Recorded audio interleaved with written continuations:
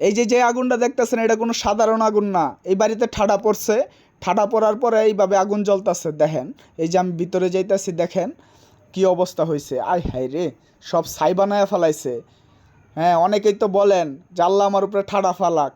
দেখেন ঠাডা পড়লে কি হয়, একদম টিন মিন সব সেদা হয়ে গেছে। দেখছেন, এইসব কথা আর বলবেন না কেউ যারা বলতেন আগে। দেখেন একটা মানুষ যে এই ঘরের ভিতরে আসছিল, ও মইরিয়া একবারে কাবাব হয়ে গেছে পুইরা। কি অবস্থা হয়েছে এটা দেখানোর মতো ইয়া নাই।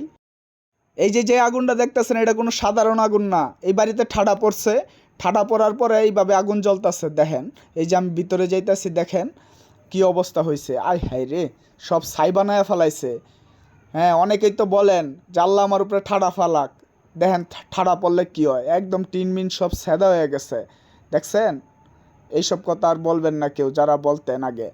দেখেন একটা মানুষ যে এই ঘরের ভিতরে আসছিল, ও মইরিয়া একবারে কাবাব হয়ে গেছে পুইরা। কি অবস্থা হয়েছে এটা দেখানোর মতো ইয়া নাই।